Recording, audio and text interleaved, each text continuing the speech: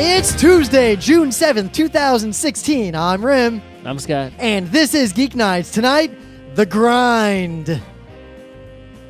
Let's do this. And also, if you are hearing now from us that PAX West badges went on sale, they're already gone.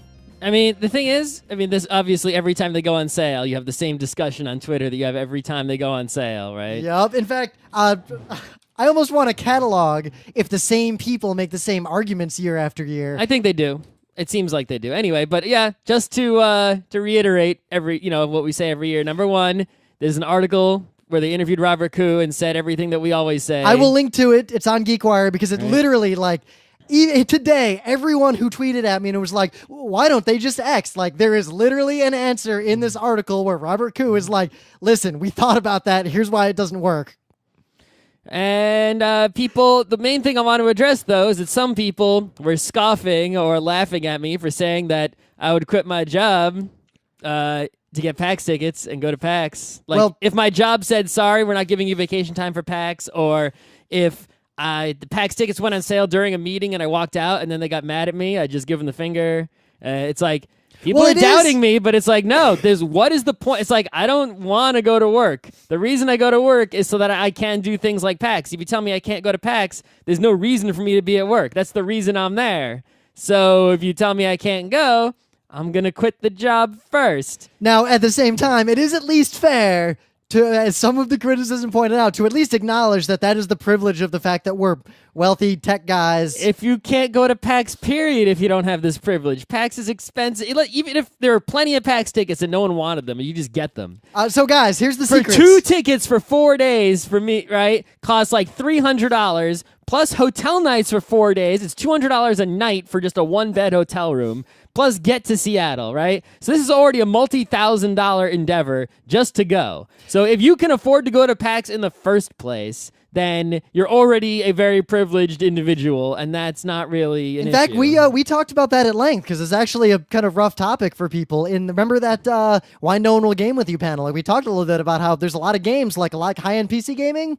unless you've got enough money to buy some fucking giant video card, you can't even come to the table. Yeah. That's the reality of the world. It sucks, but at the same time, if you really want to go to a PAX, and Prime's so hard to go to, guys, PAX South. PAX South is so cheap and so easy to get tickets to. The only things that are missing from PAX South that you get in Seattle are Seattle itself. I really like Seattle. There's stuff to do there. Seattle's a really good place with lots of food. And the Expo Hall is kind of baby. But you know what? The Expo Hall is the least interesting part of PAX. Yeah. And everything else at PAX South is 100% as good as PAX Prime. Only yellow.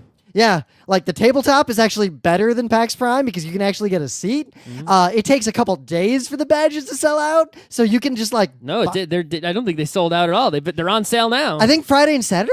Let me see. I don't think anything is sold out. I think you just buy a ticket. I'm gonna check right now because I've never bought a ticket to any PAX, at least that I needed to.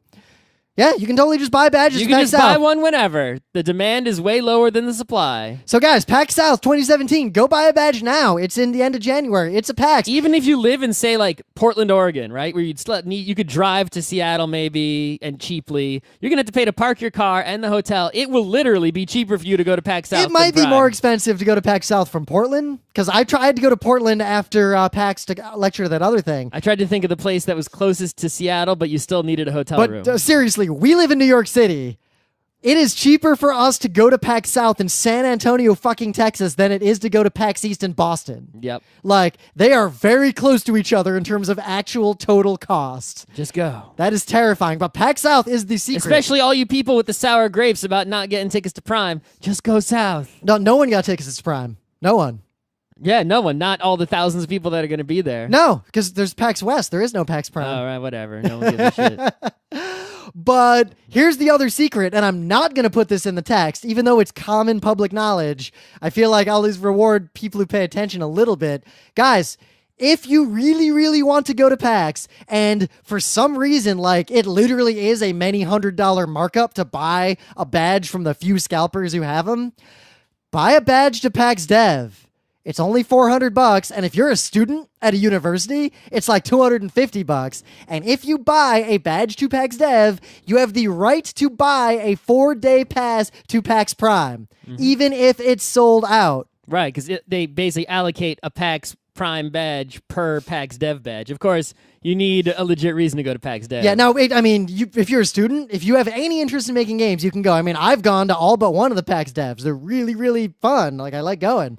But the only danger of going to PAX Dev is, seriously, like, you can't fucking talk about it, because if you reveal the things that aren't allowed to be revealed from PAX Dev, because it's sort of a closed box. PAX Dev is a secret place, right? If you go there, if you reveal any information that you learn there to the public or the press, without permission from the people who gave you the knowledge that you're not supposed to, you run the risk of being banned from all PAXs forever, which is like the worst thing in the universe. I'd rather go to jail for a moderate to short amount of time than get banned from PAXs. That's not during a PAX. Yeah. But otherwise, like, PAX Dev is just like a really focused PAX. Like, imagine a PAX that there's still people playing games. The problem games. with PAX Dev, though, is that even if you save money compared to the price of scalped Prime badges, you have to pay for those extra 2 hotel nights for PAX Dev. But if you're one of those people who lives kind of local, then it's actually not that bad. Or if you're local, man, you should be going, right? I guess you got to take more days off of work, but I mean, I'm quitting my job to go to PAX. And while you might not want to go to Dev, like, if you really don't care about making games and money is an issue, really, like, don't go to PAX Dev, because if you don't have a student discount, it is like $400. Yeah. But still, that's way cheaper than like normal professional conferences. All right. So PAX badges went on sale yet again. Let's move on. Yep. But it's interesting because literally this morning, in a serendipitous moment, there was an op-ed on the New York Times that I opened it by the Hamilton guy. Yeah, and I opened it because I was thinking PAX badges would go on sale any day. As you saw on the forum, I was trying to predict when they would go on sale. Well, there's also, a few days ago, former Ticketmaster CEO, also former executive at Twitter, wrote a big article about the same topic. Yep. Right, in a different news outlet. So there's 2 reasons I bring this up. One, it's called Stop the Bots from Killing Broadway, and basically take every complaint everyone has about the badges for PAX and all the things that Mike and Jerry want to do with PAX, because they don't want to reward people who have more money as much as they can. It's the exact same article, just about Broadway and about Hamilton. And it's sort of a reminder to all the kids who are super butter about PAX or Dragon Con or New York Comic Con or all these conventions where it's hard to get badges. Welcome to every other fandom on Earth. Well, I think there's a more underlying problem here, right? That may not be true. I have no evidence to, it just seems like it may be true, right? Yep. And that we've arrived in a society, we're going towards a situation where many, many more things are abundant and some things are infinitely abundant, at least in the privileged United States society. Yep, right? like if I want to listen to a particular song, legality aside, it's infinitely abundant. I can just go download it. Right. So, first of all, people are saving money not buying a bunch of CDs and stuff, right? And people, there's certain experiences that have become so common that they've lost worth, right? So, I think that people who are the kind of people who pay for experiences are they're overvaluing, right? You're overvaluing something like a convention or a concert, right? Or a sporting event. You make a good point. Think about this. If I say I used to spend $1,000 a year buying music CDs because I'm really into music, and then I just start pirating, now I've got $1,000 a year to spend on concerts. Not only, even if, there's A, it might be that you have more money, but B, it might be because of just the way people's lives are so internet, that when there is a high quality in-person thing, that just the value of that in terms of what it gives you in your life seems like greater, right? You're willing to pay more for something like that because, it's like, yeah, right? People, well, like, look at PAX. Like, there's concerts are cool, are better than they used to be, or people want to go to them more than they used to just because of the way our culture is now, right? So because of that, there's more demand for them than there was before. People are more interested in concerts now than they were then. Maybe, I think there's even another thing drawing demand. Because we've been going to PAX since 2008. And back then, you could just buy a badge, like, way late in the game. Like, you could just show up at the door and buy a badge. Yeah, we didn't go early enough, like 06, 07, because we couldn't. Yep, we couldn't afford to, or we weren't willing or able to make the sacrifices necessary to go. This is one of my few regrets in life. Mistakes are made. I should have at least gone to 07. I could have made it work. We could have gone to 07 for sure. We probably could have even gone to 05, 06 if we really wanted to. You know what? If we'd stopped going to like Otakon earlier, we definitely could have done the PAX like earlier. Yep. But I think there might be another thing going on because Hyperion, posited this problem, and a bunch of other books we've read over the years, like culture books, even posited this problem. Remember, there's one culture book where there's an event that happened a long time ago, and the light from the explosions of that event is about to hit this big orbital. So there's going to be a concert at the orbital, and sure, you could do the VR and like see the concert, and it'd be totally fine, like over the culture equivalent of the super space internet. But because it's only going to happen once ever, people suddenly decided they put value on for real being there. And there's only so much space. Like, even the culture can't conquer basic physics. So this post-scarcity society redevelops currency just for this one concert. And the internet, like when we used to go to PAXs, like most gamers I talked to had never heard of PAX. Even in like 08, 09, even 2010, like PAX East, a lot of people lived in Boston, didn't know PAX was there, but were otherwise gamers. I feel like the internet being more ubiquitous and like Generation Z or whatever, like getting old enough to really use the internet, like the younger kids, they just know what's up. Like they look online and they see, oh, Markiplier's a guy I'm a fan of, and oh, he's at this thing, PAX, and then they learn about PAX. So there's way more eyeballs independent of if the demand from any individual eyeball went up. Like, think about all the people to this day who are anime fans who live in fucking Baltimore and don't know that the best and biggest anime con, except for Anime Boston in terms of best, in the country is basically like down the street from them. It's in DC now. It will be. Anyway. Yep. You got any news? I do have a news about something we saw at PAX, which is Videoball. Videoball in a deep and distant future. Finally, this game is announced for being released on July 12th. I mistake it. I thought it was June 12th, which is this Sunday. I got all excited, but no, it's a month from Sunday. Yeah. July 12th. So we're going to go to Kineticon. We're going to come back, and then on Tuesday, it'll be on Steam for $9.99 is going to be the price to play Videoball. That is a great price. I'm going to be buying and playing that game on July 12th, so look forward to that. It just scratches so many itches that I've had for a long time. We should have a stream and Videoball party. We should work. I mean, we should just form a team and just try to compete. We need a third person for our Videoball team. Does Emily want to play? Let's get good, and then we'll host tryouts for who can be our third. Or we can just play a two-people team. There's 1-on-1, 2-on-2, and 3-on-3. Yeah. But I think we wanted 3-on-3. I feel like is the real mode. Like, but we did that Atari. We did that Atari game design panel at a bunch of PAXs and other places, and I've been really thinking a lot about these like simple, like very direct competition ortho games, like Atari style.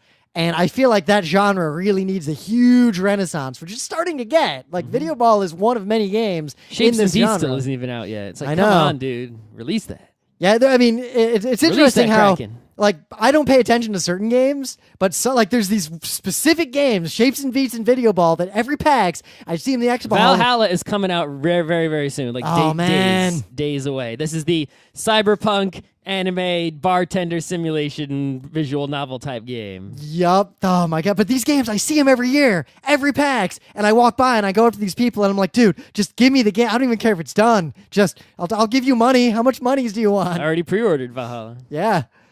The trouble is, because my main news is that Overwatch is also out, and so there is. I think every single person I know except me is playing this game, right? Holy shit! Every person I know, every nerdy friend I have, even like my sister is playing this game, right? It's like every single person. I knew this was going to be a big game when it was, having booths and Blizzard was making a TF2 type game. Even though a lot of people were confusing this and Battleborn because they look very superficially similar. I don't even know anyway, but like I knew the Blizzard was making a TF2 type game. I knew it was coming out soon. I actually got the beta for like there's a beta weekend, which I downloaded, installed it, and didn't play it.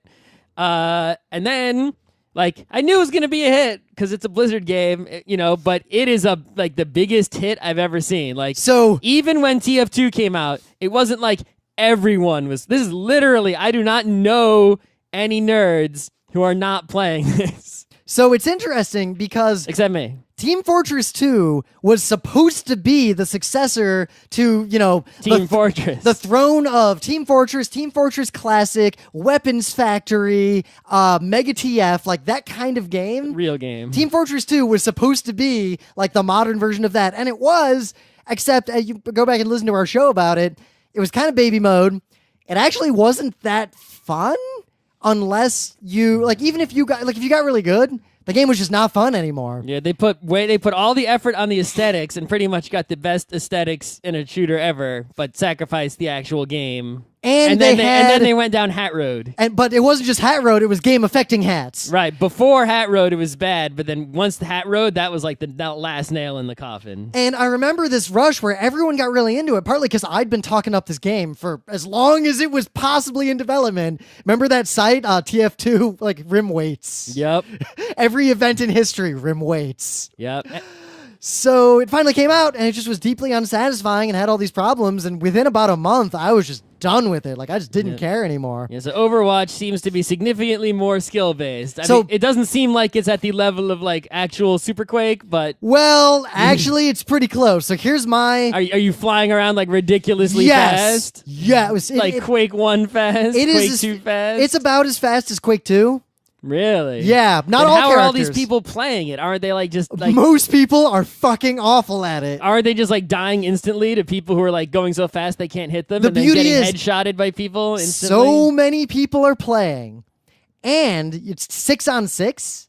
And okay, that's not too many. And the matchmaking is really good. Blizzard is the only people who have good matchmaking. Like, I'm legitimately impressed with the matchmaking and how close these games end up being. Yeah, Blizzard is the only company with decent matchmaking technology. So all that together means that there is room for like the skill level of people who are enjoying this game. You're never in a match with any gods that are going to crush you. You might be in them occasionally, but it's pretty rare. And it's not like the old days where a match was an hour long. Like, this shit ends real quick if one team is just that much better. And then they rematch you, so you're not playing with them again? So if I had to compare it to one of the games that it succeeded, it is actually closest to Weapons Factory. Is this like a million different things to do? Yes. And you have to bind like 100 keys on your keyboard? So remember how Team Fortress 2 distilled that down to like every class has like a few weapons and a power? Yep. This one distilled it even further, but unlike Team Fortress 2 where the powers are all kind of samey and bullshitty, the powers here are way different, like Dune level different.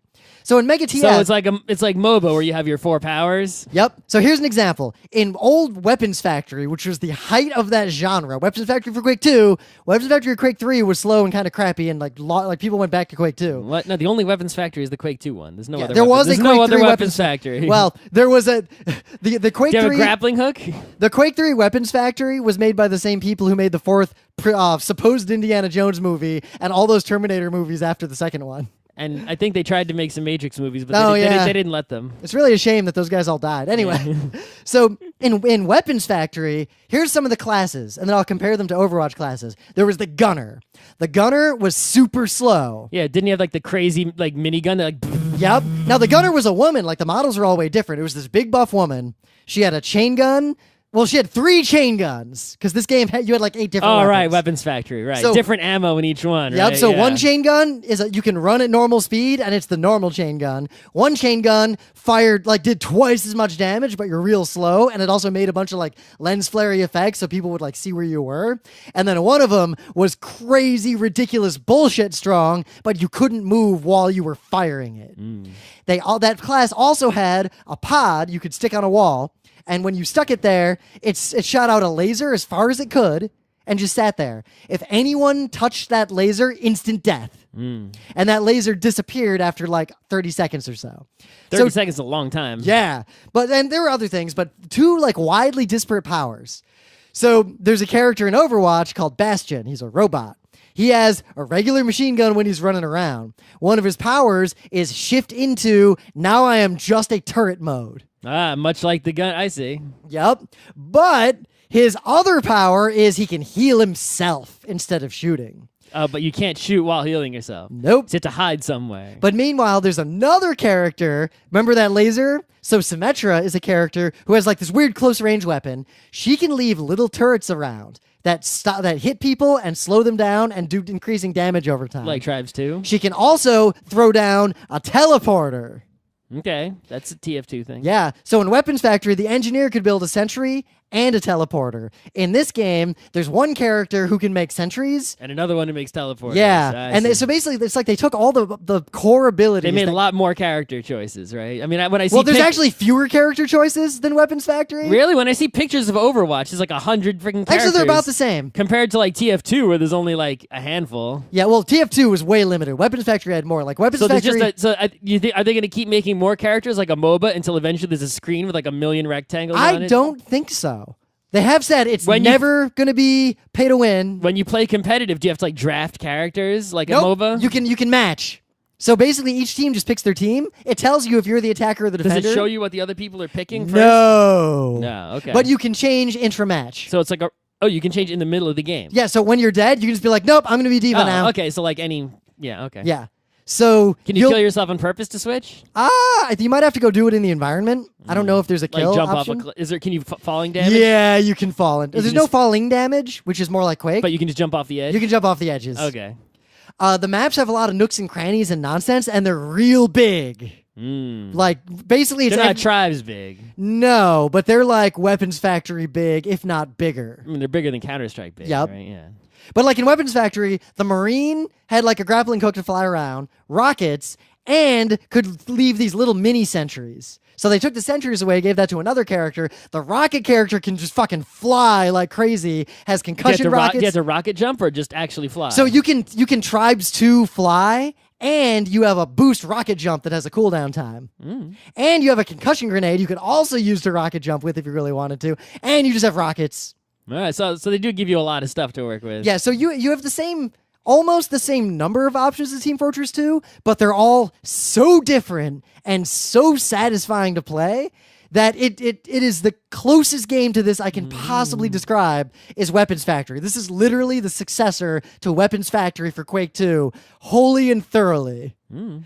So I play it every day for at least a few hours, and my friends list is huge, and I can always get like 6 friends to play together. The voice, like everything just works great. Everyone's playing. You can't but even fail. if I play by myself, I'd say about 70% of the games I get into just by myself are good. And the way the matchmaking works. Well, I think there's some things I've heard. For example, they're aggressively banning cheaters, so that's like if you get caught cheating, you're just banned forever. Period. You are banned for life. And they keep information about you, so if it looks like the same... Like, people have tried all sorts of ways to, like buy the game again, and they just keep getting rebanned no matter what. People have tried... I've read that somebody... I don't know if this is true. Somebody rebought the game with a different account, and a different credit card, and a different address, and put it on a different computer, right? And then they went through, like, a VPN so that they wouldn't know where the person was playing from. And after playing for a few minutes, they were rebanned. I don't know how that's technologically possible, but... Good job, Blizzard. So, yeah, they are so serious about anti-cheat. And they seem like they're also pretty serious. Like, while they don't have the same, like, Counter-Strike thing yet, where, like, I get people banned from Counter-Strike all the time. But it is, like, if you make a group and play, by default, you're in a voice chat just with your friends, and you have to opt into the team chat. So it's like 4 friends, and then you go in as a group. It'll find 2 randos or a group of 2 and stick them in your team, and then start the match.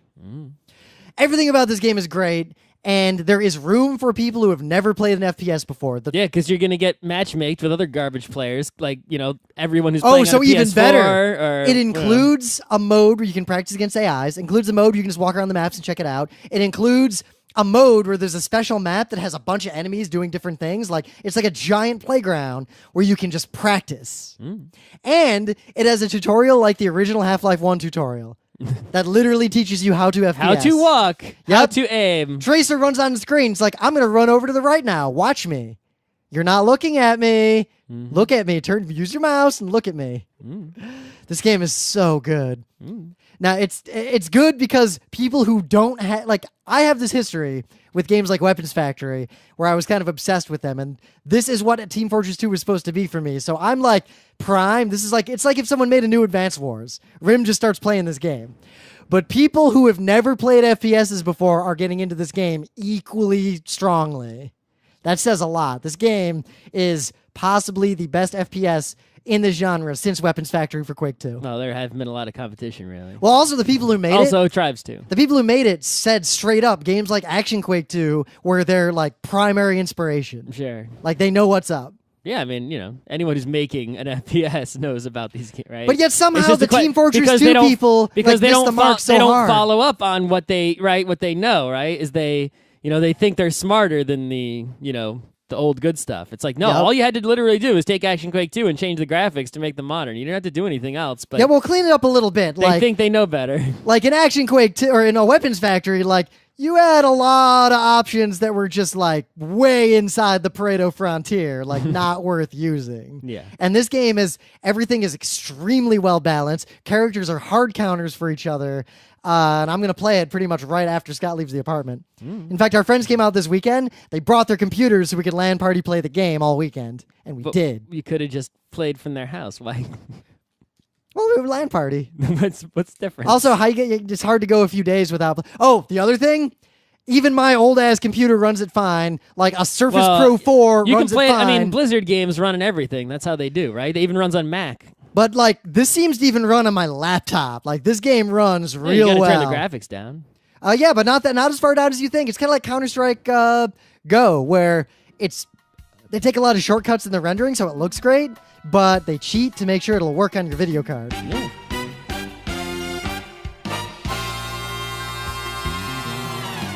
Things of the day. Because I'm so into Overwatch, so there's a thing it does where after every game, like one, you can vote for people, like commend them, like you did a good job. Like it shows like the 4 top players based on various heuristics. I mostly vote up whoever was being like support or healing or like help me out. But they also do a play of the game where the game tries to algorithmically decide what like the craziest or most important moment in the victory or whatever happened in the game was. And it's like Overwatch play of the game. And sometimes it shows a really epic moment.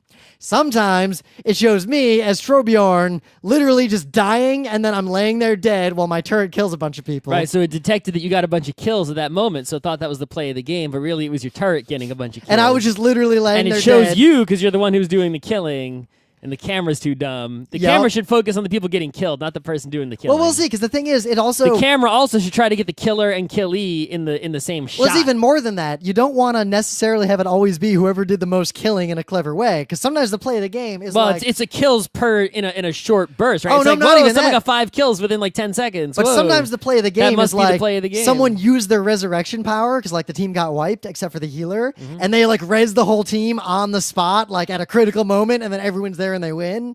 Like, there's the moment that won the game, or like the play of the day, basically. And Blizzard appears to be, because the algorithm seems to be changing, I think they're putting a lot of effort in trying to tune that thing to where it'll find, if not the best play, at least always something that's very satisfying to watch and satisfying. Like, I gotta tell you, it's pretty rare, because there's 12 people. It's rare that you are the play of the game. But when it happens, you feel real cool. Unless it's something dumb, like you're lying in the Like ground. I'm lying there dead and my turret's doing all the work, which has happened a few times. Right.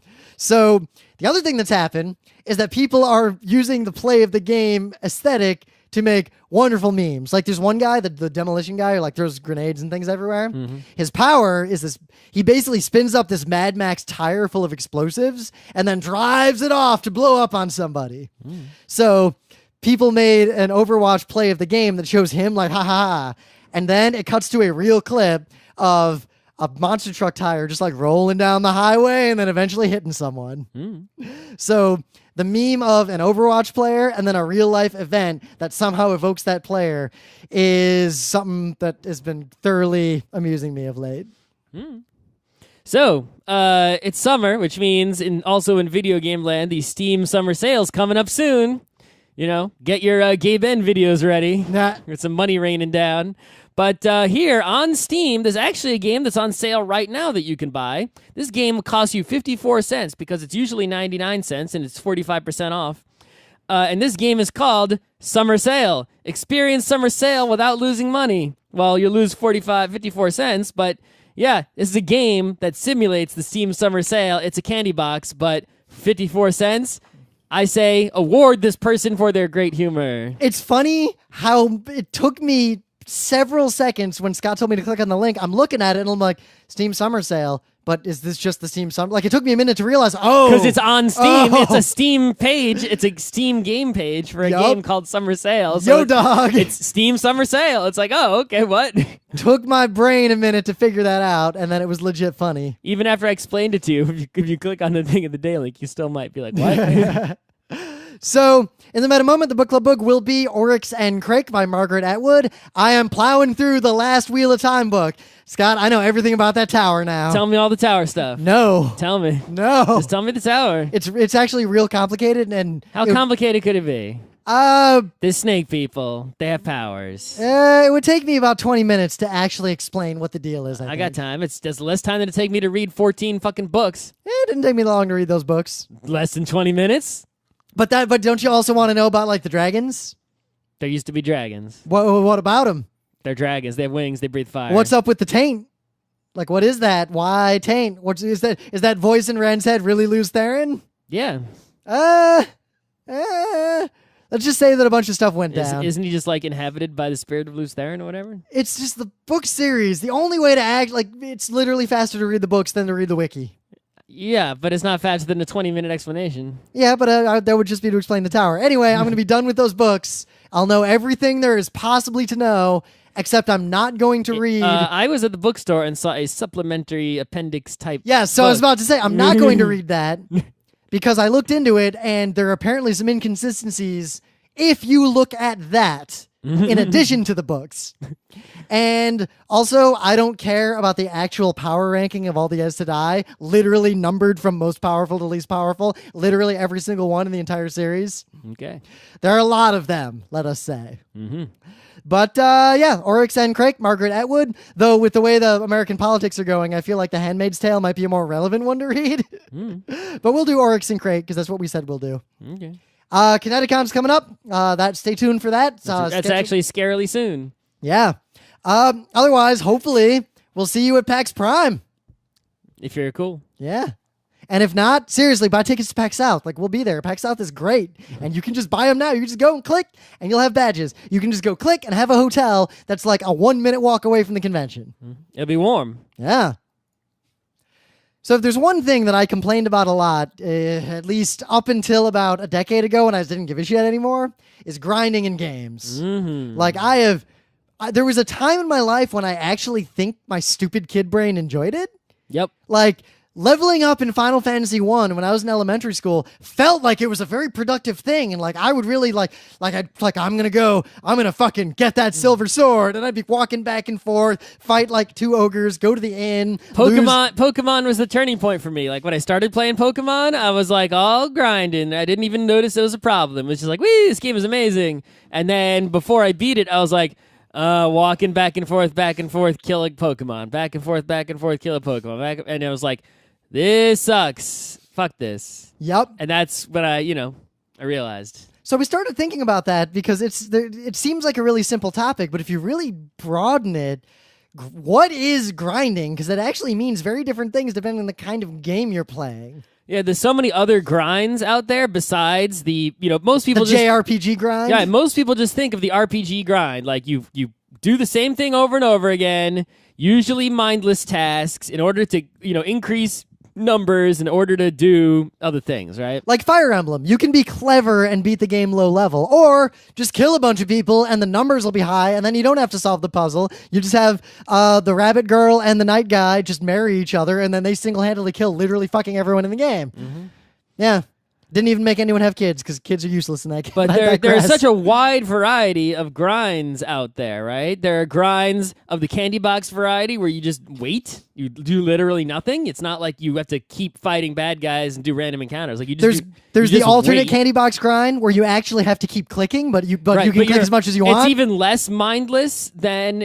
more mindless than an JRPG combat. It's like you just click. You just do some completely manual, no thought task over and over again. But there's also some grinds where you actually have to do a complex task, right? Think about something like a Rune Factory or a Harvest Moon. It's like every day you got to check the plants and walk around town and maybe go on an adventure, and you got to do all these things. Oh my god! In a more recent Pokemon, the 3rd time all my berries were dead, I just fuck it and I never grew a berry again.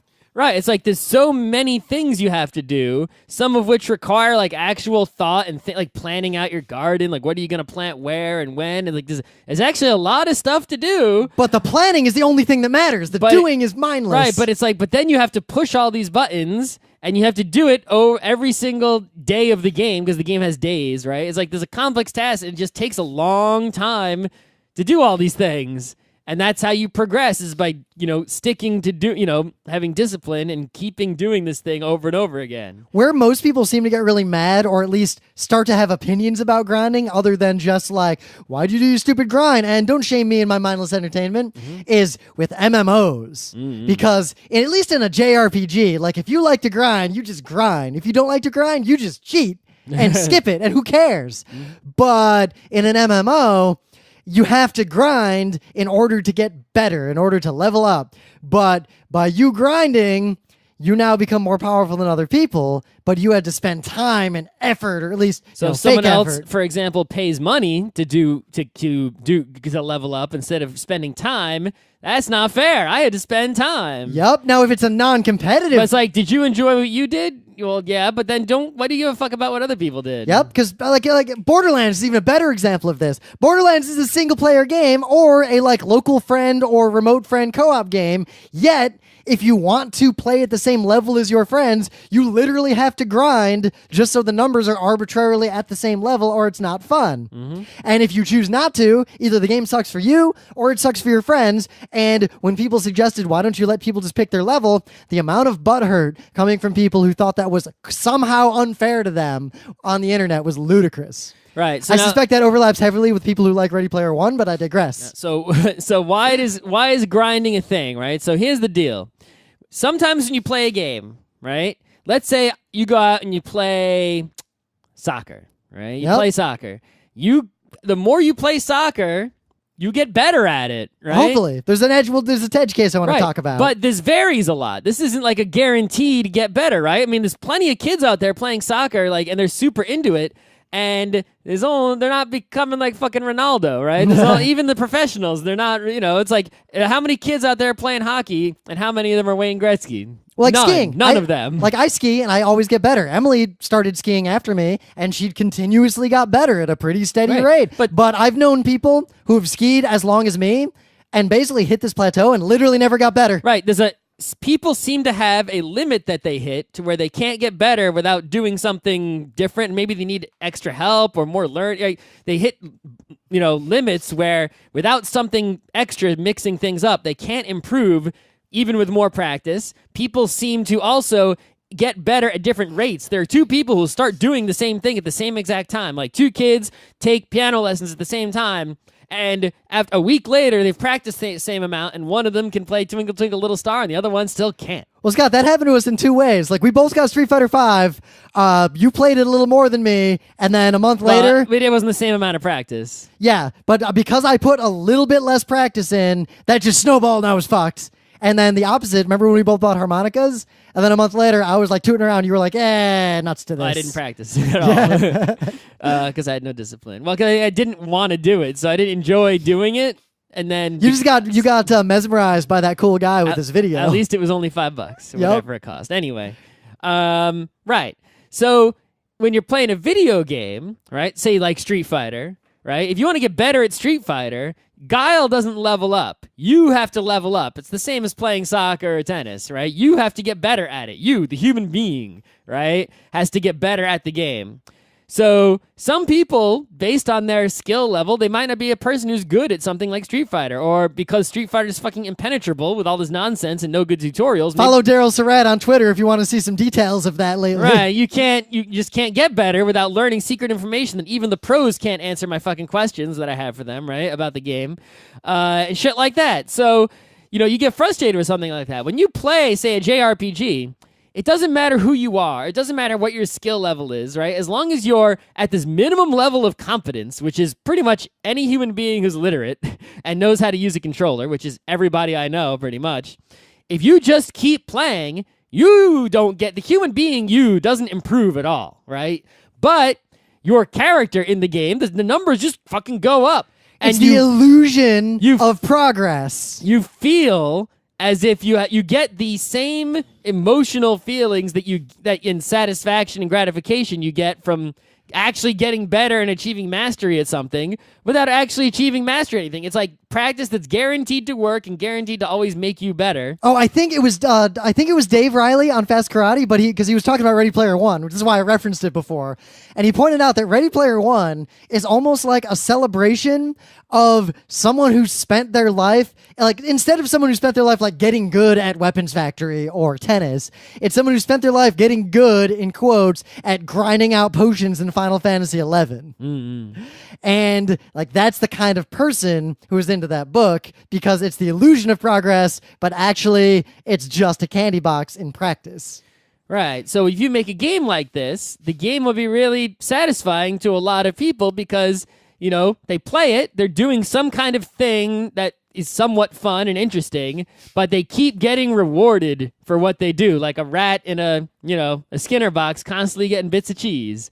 Right? It's well, like actually, if you give them cheese at a non-constant rate, they'll act even more crazy for it. Right. I mean, it's like, and it's like, hey, you're fighting all these, skags and skag gulch. Skag gulch. But if you do that enough, eventually you get like cheese in the form of crazy, ridiculous weapons and your level goes up and now you feel super powerful.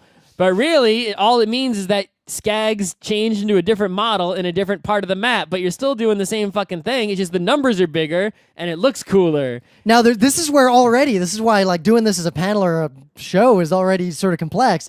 Single player versus multiplayer, they're completely different discussions. A single player game like Deus Ex Human Revolution, or even like the old System Shock, like your dude levels up in the course of the game, right? Mm-hmm. And in like Symphony of the Night, like you level up your shit in the course of the game. Yep.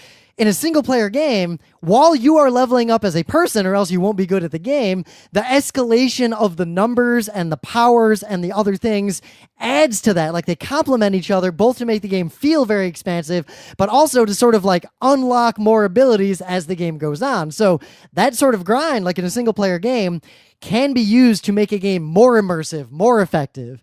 Like, sure, the crazy axe takes more human skill to use in DS,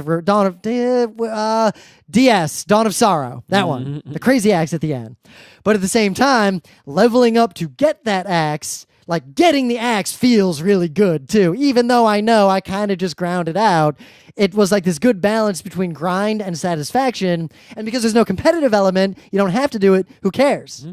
Now, when there is a competitive element, you get all sorts of problems, right? For example, if there's a game where you can grind, like say an MMO, where you can grind on your own, and then you get into a fight with someone, like maybe a Diablo or something, it's like, whoa, you played the game for 30 hours and I played it for 10, and now we're going to fight. Even if I'm better at you than at this game, you just have bigger numbers than I do because you put more time into it. We might as well just automatically give the trophy to whoever has already spent the most time and not even bother playing. Yep, no amount of skill can overcome the loot or gear or level difference in a lot of these games. Right. It'd be like, if you imagine if you were a baseball player, professional baseball player, and you go and you get your bat and you go up to the plate and the pitcher's out there and you're like, what the fuck is that? And he's got like a tiny, tiny golf ball he's throwing. And it's like, where the fuck? He has to throw a baseball. What's up with this bullshit? And it's like, actually, he's been playing baseball for like 20 years. So he's allowed to throw this ball. And it's like, that's fucking bullshit. Right? It's like, what, he ground out in the league for so long, he gets his, it's like,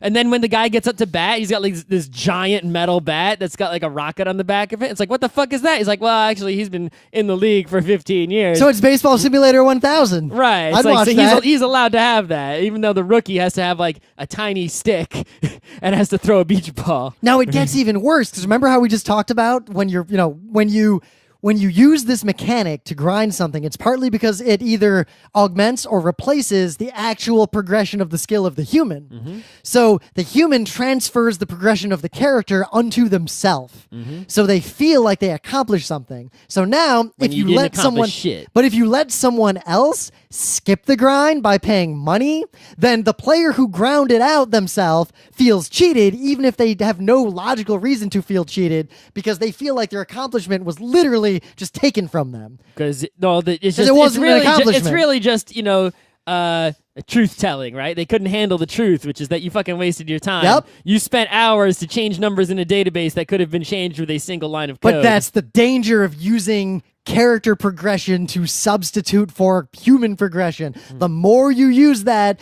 the more the truth will hurt the people who play your game. But the other thing is that you could almost argue that, like, hey, we're simulating what in the real world you actually do have to grind things out to get better at them, right? It's like you don't get better at something like miraculously. So see, this is where it could be used for good. If you like, Counter-Strike actually does this really well, and Overwatch actually does something similar. So in Counter-Strike, there's the real ranking, the competitive ranking, but there's also this bullshit rank that just goes up the more you play.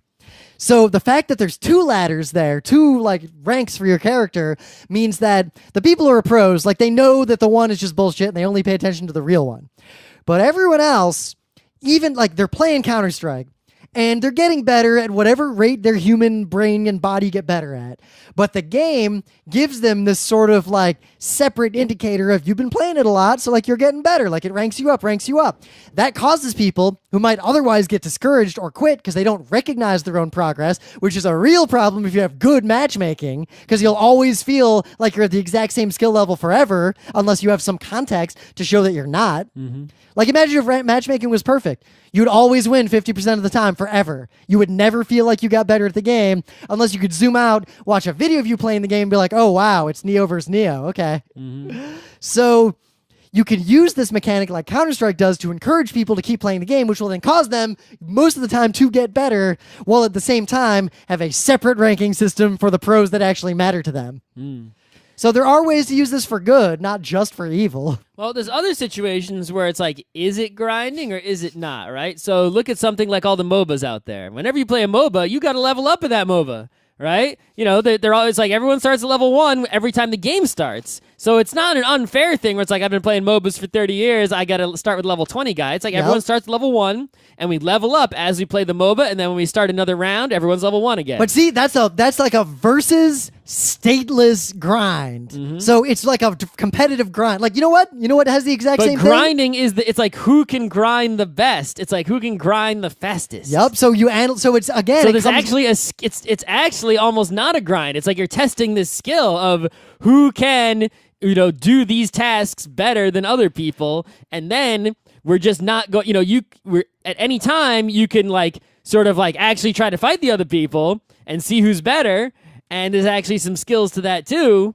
But, you know, if somebody was better at one part, then you're not going to be able to beat him at the second part. So if they beat you at game A, you know, they can come after you in game B and you'll be screwed. Dominion, in a way, does the same thing. The mechanics of playing Dominion are minimal in terms of the actual play of the game. But the real game is you look at the state, you look at your opponents, like all the cards that are available, you come up with a strategy of how am I going to grind out victory points to win this fucker? And then separately, there's the execution, which gets harder over time. Like you got to keep track, like how many of those cards do I have in my deck? How many cards are in my deck is the total? Is it time to start DPT? Yep. And MOBAs is the same way. You're both like the competitive, like there's this morass you have to fight your way through. Everyone picks a strategy and a path as a team to fight their way through it, and then you're eventually going to bump into the other team. Whoever got a little bit further has a huge advantage. But it's still sort of a problem because let's say I'm really good. Let's say, you know, I'm a person where I'm not, but let's pretend that I was the kind of person who was really good at like combat in the MOBA, right? So you give everyone characters that are all the same level with the same amount of gold and shit, and I just kill everyone because I'm just so fucking good at this game. But if I'm not good at that first part, and I get into a situation where like I'm level 7 and everyone else is like level 10, I just get blowed up because I'm not good. That grindy game ends up becoming, you know, more important than the combat-y game. It's like it doesn't matter how good you are at the second one if you can't do the first one. So the grinding game is actually more important. Which is interesting because you look at the pedigree of MOBAs and they sort of come out of this idea, you know, Warcraft 3 basically. So they come out of this idea that, you know, there's a bunch of goons and basically it's just competitive. Everyone stand there and level up until someone's leveled up a little bit more than someone else. Right, then I can go and fight you because I'm stronger than you. Watch out, here I come. Like obviously the modern MOBAs have gone way beyond that, but that's kind of the core mechanic. It's still the core mechanic, yeah. Right? They layered a whole bunch of stuff onto it to make the different parts more interesting. Like, you know, I know the Heroes of the Storm is like events on the map and all this kind of, you know, there's all kinds of things going on, right? But there's always a danger if you have that kind of progression in a game, then things like build orders, like StarCraft style, matter so much that not memorizing those, just you can't even come to the table. But yeah, I think the biggest problem with grinding is just simply the fact that you have games where to get the payoff from the game is just too fucking time consuming, right? So let's say I go to the store and I buy something like Final Fantasy 21, and I paid money for this. It's full of all these videos and all this story and there's so much stuff in there, right? And I want to experience a whole bunch of it. But in order to experience a whole bunch of it, I have to spend time pushing a bunch of buttons mindlessly before I'll get to the next bit of it. And it's like, that's fucked up, especially in a single-player thing. Imagine if you went to the store and you bought Lord of the Rings on DVD, and after 15 minutes in the first movie, it stops, and it says, hey, you want to see the rest of the scenes? Well, you can't see them unless you push this button for like an hour, and then we'll show you the next scene in the movie. It's like, fuck you, I paid for this. I just want to watch the whole fucking thing right now, asshole. Of course. Like, so Final Fantasy IV, here's not really a counterexample, but a more nuanced example. That game has random encounters and boss fights. Yep. It also has very limited resources. So, I mean, you could grind out, like, I'm going to skip this part, but you could, like, fight random encounters and grind out to, like, level up and get infinite money and then go through. But yeah, just hang around near a town, keep going to the inn. If you're not willing to do that, there is a pretty significant and interesting skill game there that I actually enjoyed as a kid. And I played Final Fantasy IV again like 5 or 6 years ago, and I actually enjoyed it despite that grind. Now, I got a little sick of the grind at a few points along the way, but the idea that, for example, I got to go into the Sylph Cave to get the thing. It's like this ordeal of, all right, what resources do I need to bring in? Like, how many potions do I actually need to bring in to deal with this? And then each encounter is a puzzle of, do I fight it? If I do fight it, what is the optimal path through this particular encounter to minimize my resource expenditure? Right, if you grinded less and you want to get the game done quicker, you can save time by, going in with less levels, less potions, less, Now this works. Or you can spend more time up front getting more potions, and then it'll be a breeze to go through the cave, but, you spent more time on it. Yep. So the other thing the original Final Fantasy IV did was that the boss fights were fucking disaster parties. Like, they were so hard that the trick, like figuring out the patterns and the tells and figuring out how to beat the guy, was actually like more powerful than grinding up to a certain point. Yeah, in order to level up enough to beat a boss without trouble, just attacking Rubicon without actually knowing his deal. They were just so powerful that you couldn't really do that without spending an inordinate amount of time. You had to learn, like, on this boss, you have to use Reflect after he wiggles, and then his spell will bounce back at him, and you'll kill him really easily. But you have to figure that out. So also, Final Fantasy IV, American kids tended to turn this off, but in the basic original Japanese mode, combat was actually semi-real time, and all the time you spent like in window menus, like thinking and clicking around, bad guy just kept doing. Yep. He just kept attacking, so it was really like, oh shit, what do I do? No, I used the potion on the wrong person. Fuck. And that made the game actually really stressful and skill-based. Compare this to Final Fantasy I, where as soon as you get to Elf Town, where the Silver Sword is, you walk around outside that town until you can afford to buy yourself a Silver Sword. Unless you're on Awesome Games Done Quick with like some memorized random seeded route, you're gonna go get the Silver Sword before you try to beat Astos. Yeah, you're getting, and you know what? If you got 2 fighters, you're getting fucking 2 Silver Swords. Yeah, you are. Fuck that shit, right? It was 8,000 gold to buy 2 Silver Swords, right? It doesn't matter if it takes you 2 hours walking around outside that elf town. You're fucking doing it, because if you don't and you try to go in the next place without any Silver Swords, you're not killing shit. There's also an interesting thing. You know who you're killing? The white mage. To eat him. To survive. But when I was a kid, like, I would play Final Fantasy 1 and beat it about once a year. And like, I knew my path through the game, and I'd just go through the motions again. Like, I knew my strategies. I had the strategy I came up with that I did like easily 20 times in my childhood, where I'd go all the way up until I could get the airship, having only beaten one fiend. You have to beat at least one fiend to get that far. Yep. Then I would go around and do everything in the game except beat the 4 fiends.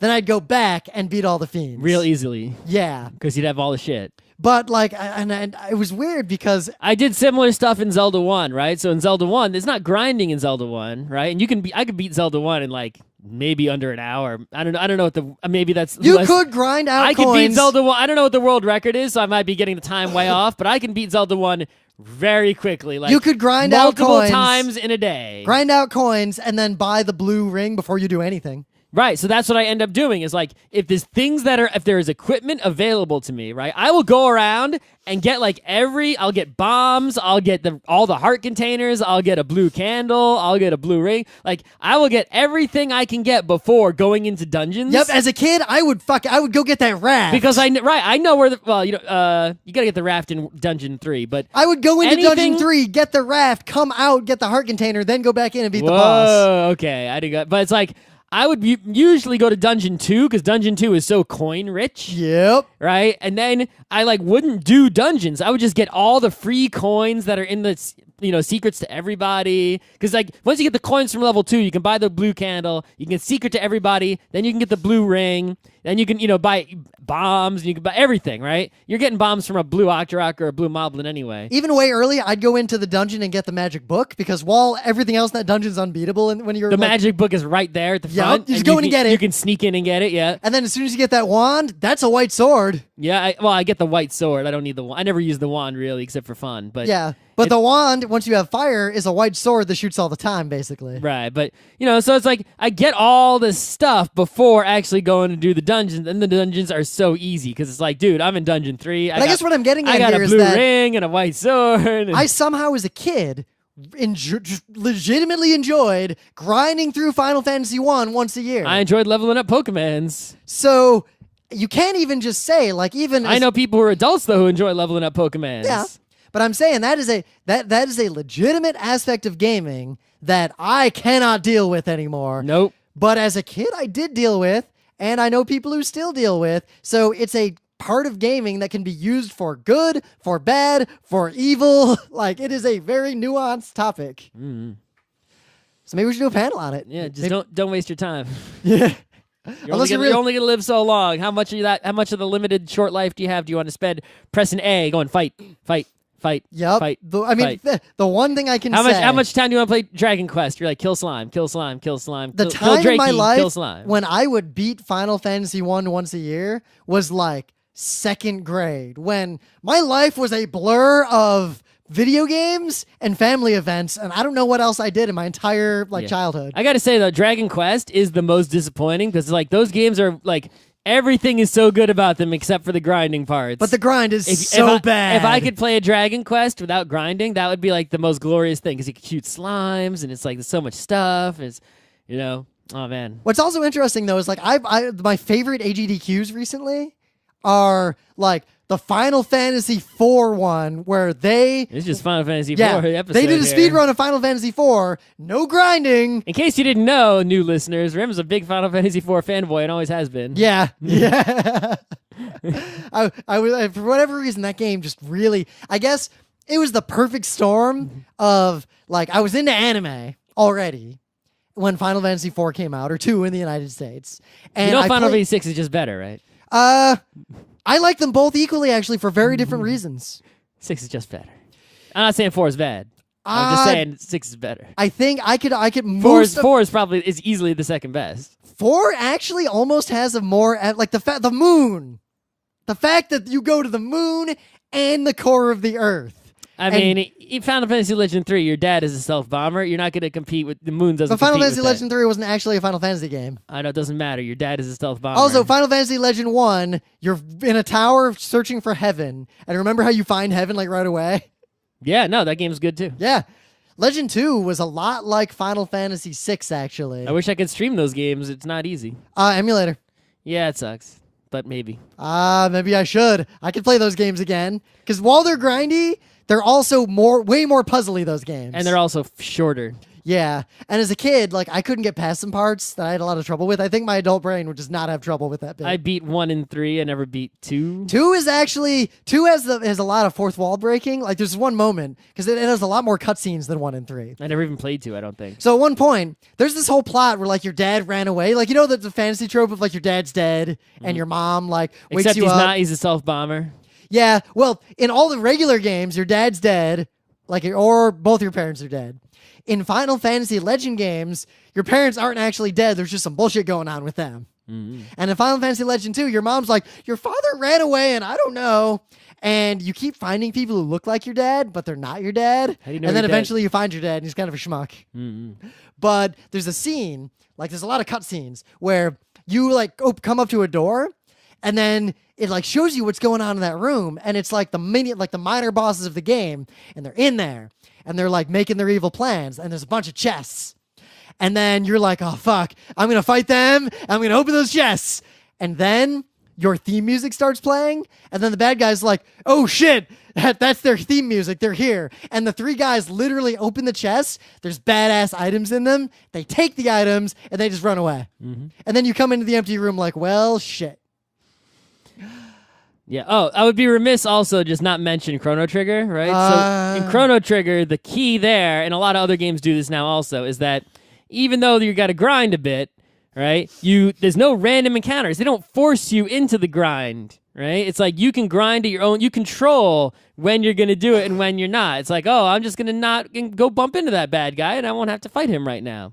And you can sort of still do the things you want to do when you want to do them, and only grind when you need to grind or want to grind the exact amount you want. In Final Fantasy, it's like, you might just want to walk back to a town right now, and it's like, nope, here comes some beggars. Yep, which could be used to be terrifying. Like as a kid, I remember once I got the floater, and I came out of that cave, and I'm like, holy fuck, I'm gonna get the airship. I'm gonna do it. But I didn't have any tents. Mm-mm. And let's just say I didn't make it back to town. Did you have a cabin? No, of course I never. Cabin, that's some rare luxury, son. You said you didn't have any tents. You never know. You might be already on cabin level. Or the house. House was good. House. As long as it's not Sweet Home.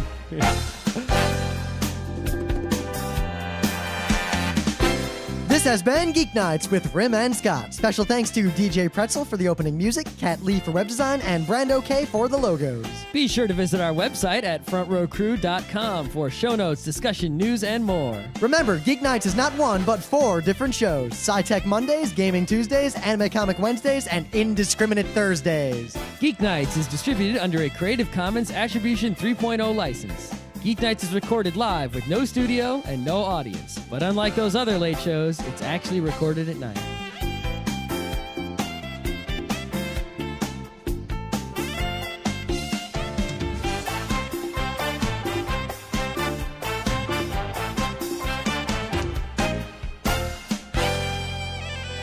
And the patrons for this episode of Geek Nights and the amount of money that they give us on a continuing basis are... Alan Joyce, Rebecca Dunn, Nicholas Brandow, Heidi McNichol, Amanda Duchette, James David White, Christian, open parenthesis, Kuntz, MyStady.com, Sean Hayworth, William Eisenrose, Jeremy Miner, Spartacus, Iggy Kidd, Matthew Smith, Shar Tavishan, Joshua Joestar, Tyler Eller, Don Schleich, Clinton Walton, Sean Yeager, Ren from New Zealand, Robert Lee, Ryan Perrin, Drew Openlander, Ray Lavelle, Brian Citroni, Rochelle Montanota, Finn Eric Silverrod, and the Infinite Sadness, Kinetic Man, Aaron Cerise, Chris Midkiff, Chris Knox, Flame Darkfire, Sam Cordry, Daniel Redman, Chris Haddad, Sean Klein, Chris Reimer, and Thomas Hahn. That the episode we just did is actually a preview. So one of the panels we submitted for PAX Prime is called The Grind, and we're basically just going to talk about all those concepts in much more detail and with citations. The other one we submitted, remember designing game rules?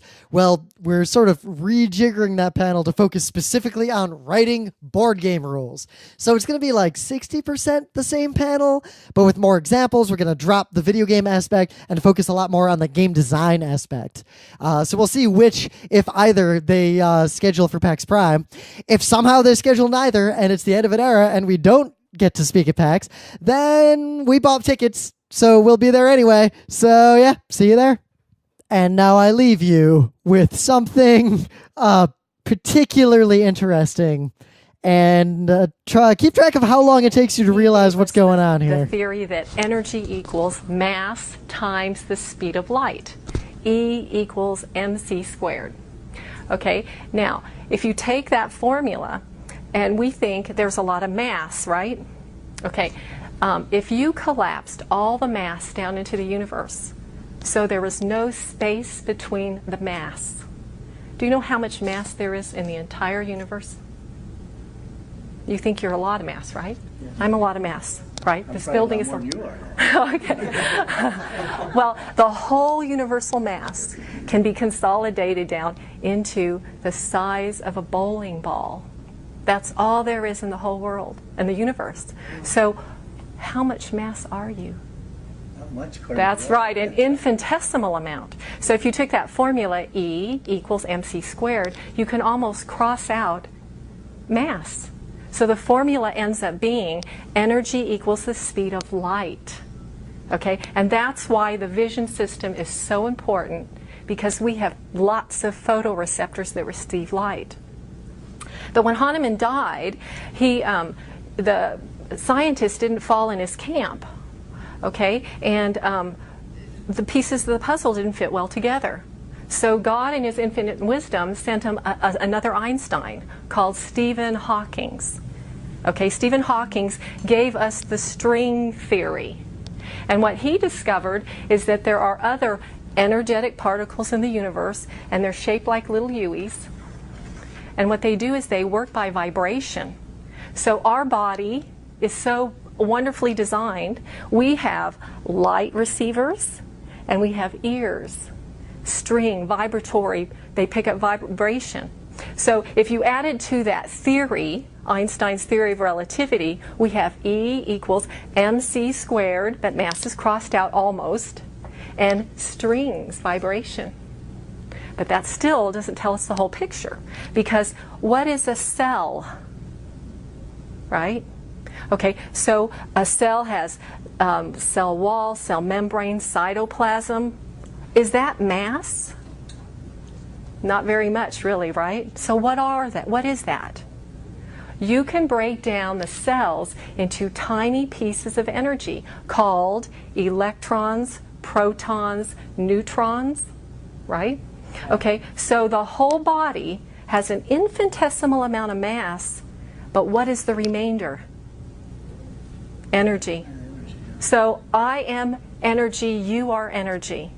Okay, now if you go to study physics, energy cannot be created.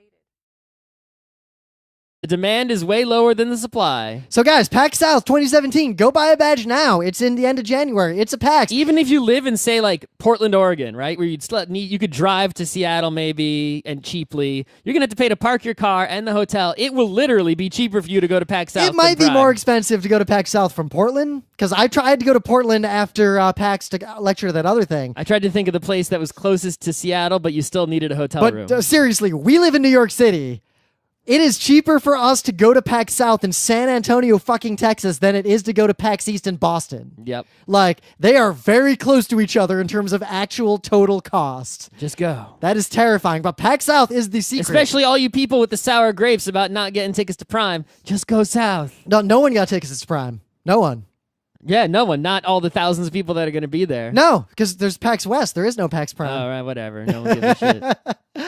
But here's the other secret, and I'm not going to put this in the text, even though it's common public knowledge. I feel like I'll always reward people who pay attention a little bit.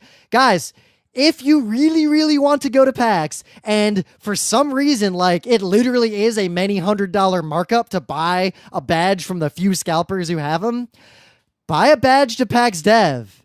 It's only $400, and if you're a student at a university, it's like $250. And if you buy a badge to PAX Dev, you have the right to buy a 4-day pass to PAX Prime, even if it's sold out. Right, because they basically allocate a PAX Prime badge per PAX Dev badge. Of course, you need a legit reason to go to PAX Dev. Yeah, no, if you're a student, if you have any interest in making games, you can go. I mean, I've gone to all but one of the PAX Devs. They're really, really fun. Like, I like going. But the only danger of going to Prison pointed out to at least acknowledge that is the privilege of the fact that we're wealthy tech guys. If you can't go to PAX, period, if you don't have this privilege. PAX is expensive. Even if there are plenty of PAX tickets and no one wanted them, you just get them. So, guys, here's the secret. For 2 tickets for 4 days for me, right, costs like $300, plus hotel nights for 4 days. It's $200 a night for just a 1-bed hotel room, plus get to Seattle, right? So this is already a multi-$1,000 endeavor just to go. So if you can afford to go to PAX in the first place, then you're already a very privileged individual, and that's not really an In fact, issue. we talked about that at length because it's actually a kind of rough topic for people. Remember that Why No One Will Game With You panel? Like, we talked a little bit about how there's a lot of games, like a lot of high-end PC gaming. Unless you've got enough money to buy some fucking like giant video card, you can't even come to the table. Yeah. Like, that's the reality of the world. It sucks, but at the same time, if you really want to go to a PAX, and Prime's so hard to go to, guys, PAX South. Like, PAX South is so cheap and is so easy to get tickets to. the only things that are missing from PAX South that you get in Seattle are Seattle itself. Like, I really like Seattle. Like, there's stuff to do there. Like, Seattle's a really good place with lots of food. And the expo hall is kind of baby. But you know what? The expo hall is the least interesting part of PAX. Yeah. And everything else at PAX South is 100% as good as PAX Prime. Only yellow. Yeah, like the tabletop is actually better than PAX Prime because you can actually get a seat. It takes a couple days for the badges to sell out, so you can just like. No, I don't think they sold out at all. They're on sale now. I think Friday and Saturday. Let me see. I don't think anything is sold out. I think you just buy a ticket. I'm gonna check right now because I've never bought a ticket to any PAX, at least that I needed to. Yeah, you can totally just buy badges. You to can PAX just buy South. one whenever. PAX Dev is seriously like you can't fucking talk about it because if you reveal the things that aren't like allowed to be revealed from PAX Dev because it's sort of a closed box. PAX Dev is a secret place, right? If you go there, if you reveal any information that you learn there to the public or the press without permission from the people who gave you the knowledge that you're not supposed to, you run the risk of being banned from all PAXs forever, which is like the worst thing in the universe. I'd rather go to jail for a moderate to short amount of time than get banned from PAXs. That's not during a PAX. Yeah. But otherwise, like PAX Dev is just like a really focused PAX. Like imagine a PAX that there's still people playing The problem games. with PAX Dev, though, is that even if you save money compared to the price of scalped Prime badges, you have to pay for those extra 2 hotel nights for PAX Dev. But if you're one of those people who lives kind of local, then it's actually not that bad. Or if you're local, man, you should be going, right? I guess you got to take more days off of work, but I mean, I'm quitting my job to go to PAX. And well, you might not want to go to Dev. Like if you really don't care about making games and money is an issue, really, like don't go to PAX Dev because if you don't have a student discount, it is like $400. Yeah, but still, that's way cheaper than like normal professional conferences. All right. So PAX badges went on sale yet again. Let's move on. Yep. But it's interesting because literally this morning, in a serendipitous moment, there was an op-ed on the New York Times that I opened it by the Hamilton guy. Yeah, and I opened it because I was thinking PAX badges would go on sale any day. As you saw on the forum, I was trying to predict when they would go on sale. Well, there's also a few days ago, former Ticketmaster CEO, also former executive at Twitter, wrote a big article about this same topic. Yep. Right, in a different news outlet. So there's 2 reasons I bring this up. One, it's called Stop the Bots from Killing Broadway, and basically take...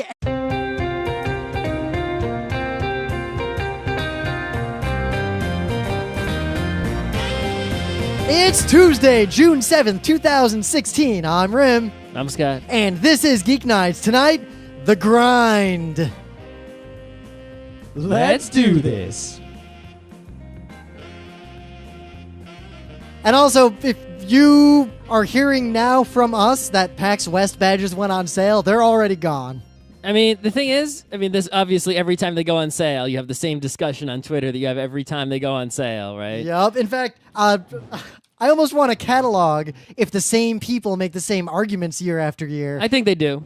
It seems like they do. Anyway, but yeah, just to reiterate what we say every year. Number one, there's an article where they interviewed Robert Koo and said everything that we always say. I will link to it. It's on GeekWire because it literally even today, everyone who tweeted at me and it was like, why don't they just X? Like, there is literally an answer in this article where Robert Koo is like, listen, we thought about that. Here's why it doesn't work.